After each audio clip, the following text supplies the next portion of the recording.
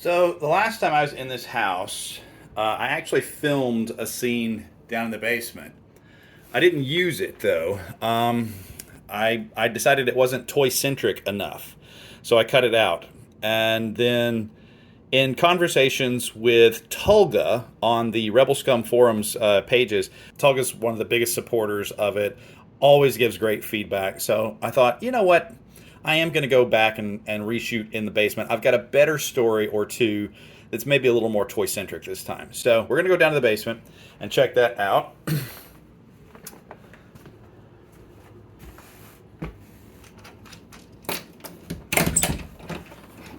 All right, first thing we'll need is a little bit of illumination. Look at this great old braided wire over here and a socket. And I found this. This goes up and over and hangs right here. And that's another old-timey kind of a socket. It doesn't even look safe at all, but still hanging up there. All right, so now the family story about my grandmother is that she once fell up these stairs with an armload of laundry. And she would joke that she was the only person she knew to ever fall upstairs. Laundry, washing machine, dryer, no longer down here. But I'll show you this. This is where they would have been. And there was always a big tub right here of lye soap, like homemade lye soap. And she would warn me, don't touch that, because if you touch that and touch your eyes, you'll be blind. Look, here's another old-timey power socket hanging from the ceiling. But what I wanted you to see was this telephone. So my dad installed this in the 60s. It's just nailed up there on a piece of wood hanging down from the overhead rafters, and it's still functional. So I don't know if you can hear the dial tone. It's very faint. But here's this old rotary phone that's been here since before me. And this was so if she was down here doing laundry, they could get a hold of her, and not risk her having to run up the stairs and fall again. So anyway, I remember cabinetry here. I remember my grandfather cleaning fish here when we would go fishing, specifically catfish. Now, a lot of it is level. And you've got the doors there. My uncle used to park his boat right here in this space, a boat on a trailer that he would take to, there's a lake about an hour from here. Sometimes he would go to. So, I don't remember this pegboard with these numbers on it. And I don't see any keys on it. Interesting. But the boat usually occupied this space. And as you can see, then the rest of it was never hollowed out quite as deeply. Some of it was bricked over here, and so there was like a partial floor to it, and then a lot of it was just earth and dirt and everything. Now, it's much more cleaned out now than I've ever seen it, even though there is, some stuff down here. But there was always interesting things to explore. Look, old-timey Coke bottles. Saw a milk bottle down there earlier. Clawfoot bathtub. Haha. So, in the 80s, we'll say 70s or 80s, one Christmas, we were here. I know Sean was here, and I got this idea to build a life-size Rudolph. Okay, I don't know why, but I took a sawhorse for the body, and I don't remember what I used for the neck and the head, but there were these carpet remnants down here. Unfortunately, not the red carpet upstairs that I love so much. This was like a short nap kind of beige carpet, so I draped that over him. These long rectangles of carpet that I just draped as best I could. The nose was a flashlight, one of those old silver flashlights with all the ridges on the handle, giant bulb, and some sort of a red plastic bowl or cup that I put over the front of it so it was glowing red. It was translucent enough to see the red. For the antlers, I found some wire, I guess you would say easels, little short ones that you would take to a cemetery and put a wreath next to the gravestone. there were multiples of those, like a whole stack of them in one corner. So I inverted that so that the four legs of it were sticking up. Those were the antlers, and I drew eyes on paper and cut those out and affixed them to the carpet with tape, like rolled a piece of cellophane tape back on itself so it was sticky on both sides. And we put a belt around him for a harness, for a rein. And we put some chairs behind it to suggest a sleigh. And we went upstairs and we told everybody to come downstairs and see. And when they came down the stairs here, everybody turned around and saw us with our very crude mannequin of Rudolph and our sleigh. And we were shaking the reins there and everything. So yeah, there's a Christmas time memory. If you've ever seen my Rudolph collection, you'll understand I liked that special before I liked Star Wars. So that's a very early love of mine. And I know this has to be earlier than the mid 80s because every time I watch the movie Return to Oz and they build the Gump into like the sofas and the palm fronds and everything, they give him a body. I always think about that, about making that Rudolph down in this basement. Another time down in this basement, I found a box of old comic books. We're talking very old, from like the 50s, the 60s. And I hauled them upstairs. I was interested. I wanted to read these things. I spotted some characters in there that I knew, like Superman and Batman, but a whole bunch of characters I'd never heard of. So some of the Superman stories would feature things like red kryptonite, which would give him a new power for an issue. It was sort of a way to do like a what-if story. Or gold kryptonite, which, did it rob him of his powers permanently, or I can't remember. Maybe it killed him? Anyway, so I brought the box of comics up and into the bedroom where I was staying. So I just parked them right here beside the bed and would haul out an issue or two at a time and read them. By the way, this nightstand was not the nightstand that was here at the time. That one is. So this is the nightstand that would have been the one I was laying the comic books on as I would fall asleep at the end of the night. I guess it's more narrow than that one, so whenever this one was added, they relocated that one here. But I didn't feel like moving furniture just for the purposes of a video. So I'd read these comic books in here. And there were things like there'd be an issue that was a cliffhanger and I didn't have the next issue. Drove me crazy. And nothing was organized. No title was in there with the sequential issue that it belonged with. I remember one issue of Magnus Robot Fighter in particular. They had like encouraged fans to send in their submittals for their own robot designs. And I'm looking at this really cool artwork and I'm like, a kid drew this? Wow. Because it was like chrome looking and the arm actually flowed into the gun and it didn't have legs. It was hovering, And I'm like, wow, this is really sophisticated for that era. And I look at the signature and I realize that guy went on to draw for Star Wars comic books. Can't for the life of me remember his name. I'm sorry. If somebody out there has like a PDF scan of every issue ever of Magnus Robot Fighter, let me know, because I'd really like to go through the letter calls until I find that robot design that I recognize and remember who it was. Was it Carmine Infantino?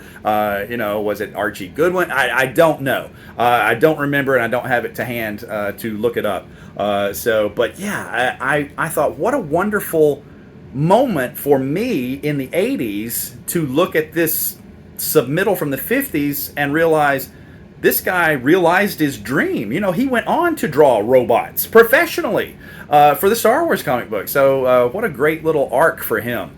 But after the summer was over and I went back home to my parents' house, I was allowed to take the box of comic books with me. My grandma was like, yeah, sure, take them, I don't care. And got there and showed them to my friend Doug. I had them out in the what we call the junk room at my parents' house, which was the converted garage. Doug's sitting there riffling through them, and he finds them just as pop culturally, historically significant as I do. And he's like, "Oh my God, Avengers #1! Your uncles had Avengers #1!" And he asked to borrow a few, like 3 or 4 comic books. And I'm like, "Yeah, sure, no problem." If you think you know where this story's going, as I put in when I wrote this up on the Rebels Come forums, just wait, because it gets a little more different than what you might be expecting at that juncture. My mom then gives me a lecture after he leaves of like, make sure you get those back from me. He was really excited about that one comic book. I'm like, I trust him. You know, she's like, no, people will, you know, borrow things from you and they'll never bring them back. So I called Doug up and a day or two later, and I'm like, hey, are you finished with this comic book? So he said, yeah, sure, I'll bring them back. Doug, by the way, has an eidetic memory, which always drove me crazy in school because he didn't have to study. You know, he would look at the textbook one time, and a week later on the test, he could tell you not only what the answer to the test question was, he could tell you what area of the page it was on. Ooh, so jealous of that. And but I've used it years later. I mean, like decades later. I called him up one day. I said, Doug, female recording artist from the 80s. One name, 3 syllables. She sang Backup for Madonna, and she had a one-hit wonder that had baby in the title. And he's like, Regina. I'm like, thank you. That's been driving me crazy. Bye. So, I mean, his entire half of the conversation was just total recall, one word. That's all I needed. So, so yeah, he had read the comics at a, you know, speed read and brought them back the very next day with, you know, perfect recall of what he had read and brilliant analysis of it and everything. So a very great mind, Doug. Then it kind of got word back to my uncles that I had these comic books, and no doubt they had dollar signs in their eyes when they heard about these comic books being found in the basement. And so I was asked, would I relinquish them back to them, so under the pretext of so their sons could read them, right? Which didn't ruffle my feathers at all, but royally miffed my mom when she heard about it, because she was like, I'll have them know I paid for those comic books out of my allowance when they were kids. If anybody has a right to those comic books, it's you, not their kids. You know, I'm like, it doesn't matter. I've already read them. It's no big whoop. So we bring them back to this house, and at some future point, they pick them up. Oh, wait. Did I neglect to mention that the entire box of comic books was heavily mildewed and damp after being stored in that basement, unprotected, unbagged, unboarded for decades? Oh, and furthermore, they hadn't exactly protected them when they shoved them in the box. I mean, there were missing covers. There were issues that were folded up on themselves in half. You know, it was just a mad jumble. How they even knew to buy a comic box for them, I don't know. But it wasn't in the condition they had last seen it, and the condition they had last seen it wasn't in great resale value either. So probably nothing financially profitable came from them getting their old comic books back, if that was what they had wanted them for. Now let's flash forward to 1992. I know it had to be at least 92 because I already owned a video camera, which I bought with my graduation from college money. So we go to visit his family in Houston, Texas. And the people on this trip are my mom, my dad, my grandmother, and my twin niece and nephew. Possibly my sister. Although I may be conflating 2 trips, one to Nashville when we went to the Parthenon, and my sister was at that one, and one which was the trip to Texas, which she might not have gone on. But anyway, so while we're there, the reason I know I had a video camera is my niece was poking around in Todd's bedroom, and I saw her in there, and I snuck to the door with my camera and was filming her, and she was just, you know, exploring. She was looking at this and she was looking at that, and she caught a glimpse of me out of the corner of her eye, and she goes, I thought you was Todd. But my uncle is talking to the niece and nephew, and he goes, hey, do you like Star Wars toys? I think there's a big box of Star Wars toys up in the attic. And there's this character, and there's Darth Vader, and there's Luke Skywalker, and there's a Millennium Falcon.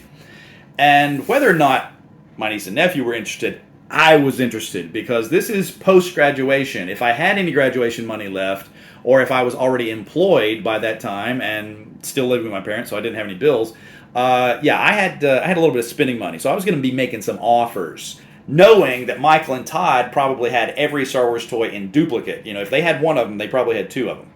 So he and I climbed the ladder. We go up to the second story. We pull down the ladder, just like the ladder you see in Christmas Vacation that hits Chevy Chase in the face. It's that kind of a ladder. We pull it down. We creep up to the attic, and he's there first. And so I'm kind of peeking around his torso. He's already up, and I'm just barely over the rim. And there's no flooring in this attic, unlike at my parents' house where there's plywood walkways in a major portion of it. Up there, it's just the exposed joists. I've learned the word joist because I once stepped off of a joist and put my foot through my parents' attic. I was up there helping run ductwork, and I was afraid of this happening, so I was actually going like a monkey, keeping one hand on the overhead, diagonal beams at all times. And so my foot hit a joist, but it was very slick with insulation and slipped past it. The toe of my sneaker slipped past it, and I put a foot through right over one of my mom's good chairs. So insulation and sheetrock and popcorn and whatever all this is falls onto the seat of one of the good chairs. Everybody's like, "Are you okay? Are you okay? You're fine. You didn't get hurt." I'm like, "No, I'm okay." So yeah, look what you did to the chair. So perhaps my uncle had heard that notorious story about me. So when he gets up there and realizes it's all joists, maybe he shouldn't be bringing me up into his attic. Perhaps. But I have this glimpse of the emptiest attic I've ever seen in my life, and way off 30 feet away is a big cardboard box, and in my imagination there's a Millennium Falcon sticking right out the top of it. I don't know if I actually saw that or not. But he goes, "Oh, I didn't realize those were so hard to get to. Oh well," and we go back down the ladder empty-handed. If this is the trip where we had gone to the Parthenon first, I've traveled through 5 states from home to get that close, 30 feet away from these Star Wars toys. I'm like, oh, so close and yet so far. Very similar to the feeling when I went to New York and I was looking at Ghostbusters filming locations, and I'm at the New York Public Library. I go inside, and the Rosemain Reading Room, which is where Venkman slams the book on the table. Egon, boom. That room is closed for repairs to the ceiling for 6 months. I'm standing outside the door going, I came from Alabama with a banjo on my knee. So, it's sort of the two stories echo, right? Because they didn't get their basement comics, and I didn't get my attic toys, so they kind of balance out. Although in the final analysis, several years later, my friend Wes, who we had bonded in college over Star Wars toys. I actually told this story in an issue of Star Wars Insider, or whatever it was called at the time. They said, "Have you ever bonded with somebody over Star Wars toys?" I'm like, "Yes." Perfect example. Here you go. Group of us were hanging out in college, and I didn't really know everybody at the table that well, and the conversation was kind of boring me, and there was all this detritus of food on the table. And so, just absently, as I'm listening to conversations, I inverted a paper cup. And then I took a little styrofoam plate and I put it on top. And I took another little styrofoam plate and I inverted that on top. And I took a fork, and across the table, Wes is sitting there. He's equally bored with the conversation. He goes, "A turret probot playset." I'm like, "Yeah." And so then he's like, "Okay, if we use this, we could build a probot." So we both had that, same age kind of a moment and everything. So that was how we first met. We were performers in an improv comedy troupe together, and so years and years and years later. Also in college, I helped him touch up the paint on some of his vintage Star Wars figures, and he had 3 older brothers. So I'm sure some of these were hand-me-downs of his. But, so I was like, if you're not going to resell them, it's okay to paint them. He's like, "Yeah, I just want to make them look nice. I'm going to keep them." So his mother got wind, though, that this was something that I did, was restore and customize action figures. And she was like, "That boy needs a hobby." I think restoring and customizing action figures actually is a valid hobby. Thank you very much. But at the time, I could see where she was coming from. It wasn't quite the nerd culture that it is now. Not everybody has, started flying their nerd flags at the time of this, like in the 90s.